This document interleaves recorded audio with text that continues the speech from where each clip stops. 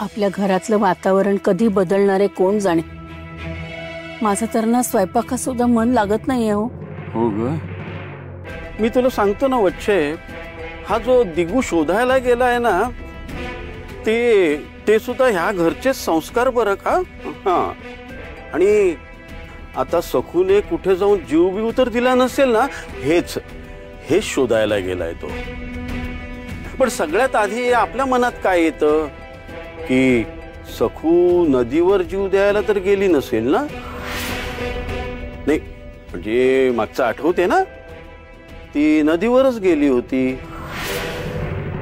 हो ना, तसा आपला दिगू खूप हळवा आहे हो। नाही म्हणजे जाऊबाईंपेक्षा जरा जास्तच हळवा आहे नाही। अगं वच्छे, असं काय म्हणतेस तू? अगं वहिनीनेच घडवलंय ना त्याला, मग वहिनींचे गुण त्याच्या अंगात येणारच। आणि आज वहिनी बाबाजींकडे जाऊन आलेत म्हणजे दिगू नक्की परत येणार म्हणजे काय, त्याला यावंच लागणार। पण काय हो, दिगूला आग कोणी लावली हो? नाही ते काही मला माहित नाही, पण दिगू परत यायला हवा। आणि म्हणजे बघ त्यानंतर आपल्या घरात कशी दिवाळी साजरी होते ती।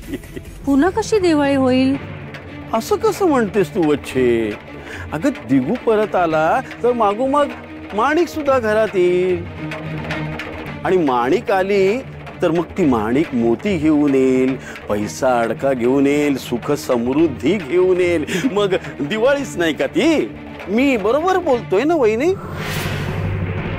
म्हणजे काय भाऊजी, ती माणिक या घरात यायला हवी म्हणून दिगू परत यायला हवा का?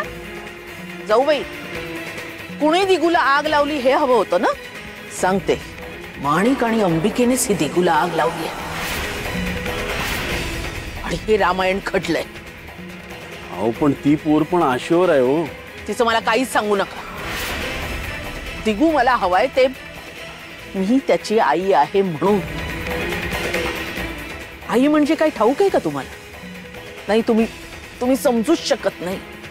9 महिने पोटात वाढवून रक्ताचं पाणी करू, आणि नवरा वारीत उधळला तरी सुद्धा ज्याला मी घडवलं, ज्याला मी शिकवलं, त्याला सोन्या रुक्यासाठी परत यावा असं म्हणेन का? भाऊजी, तुम्हाला काही पोच आहे का? अजिबात काही बोलू नका। नाही हो जाऊबाई, यांचा तसा उद्देश नव्हता। हवं तर मी यांच्या वतीने तुमची माफी मागते। जाऊबाई, चला तुम्ही जेवायला। यमुना केव्हाची वाट बघत असेल, चला।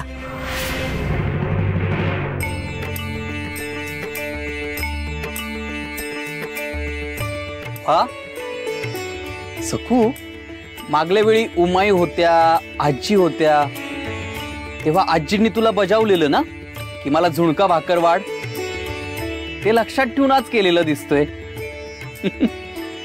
वा, झुणका भाकर खरडा, बेत तर छानच आहे। आणि हे काय, मी एकटा जीव?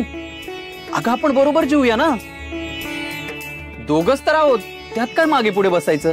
अहो नको नको, तुम्ही पोटभर जेवून घ्या, मी तुम्हाला माझ्या हातचं खाऊ घालते ना। अहो आजची नाही, ही माझी केव्हाची इच्छा आहे। तुम्हाला मी गरम गरम वाढते, जेवा तुम्ही।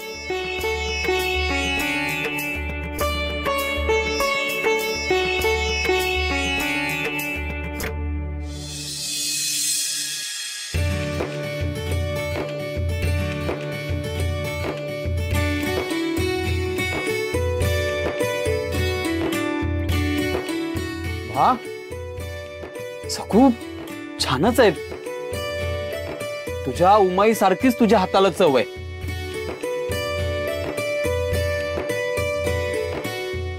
अहो ही घ्या। अगं बस बस, किती वाढशील?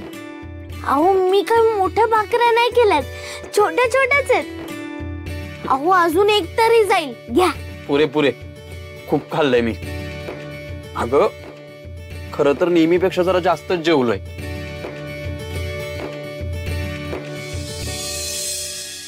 सखू, तुझ्यासाठी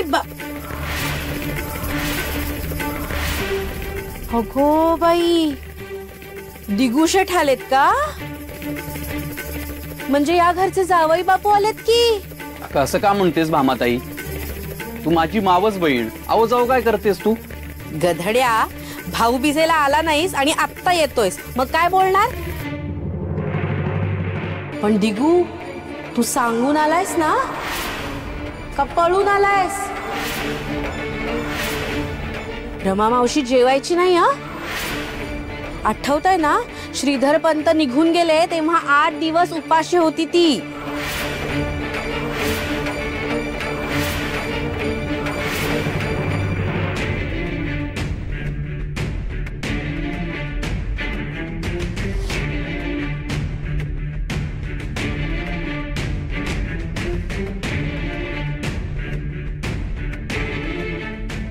रमाई, सुरुवात करूयात ना?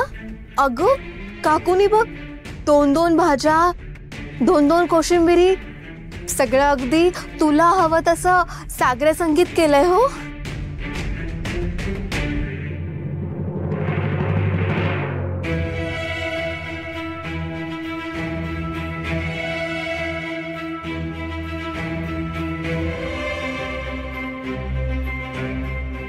अगं रमाई, अगं का उठलीस?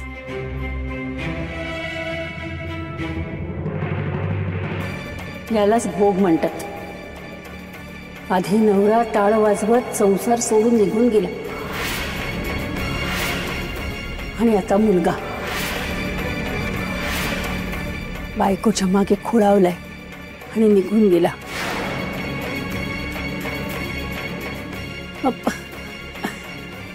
आईचा जीव तो बाळातच असणार ना. तुमचं लक्ष कसं लागणार? बरोबर आहे.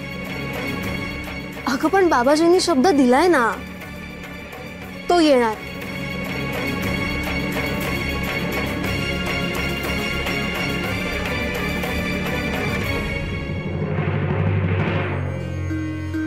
राम कृष्ण हरी, राम कृष्ण हरी, जय जय राम कृष्ण हरी. राम कृष्ण हरी, जय जय राम कृष्ण हरी. राम कृष्ण हरी, जय जय राम कृष्ण हरी. जय जय राम कृष्ण हरी, जय जय राम कृष्ण हरी. राम कृष्ण हरी, जय जय राम कृष्ण हरी. काय बोलताय दिगुशेठ?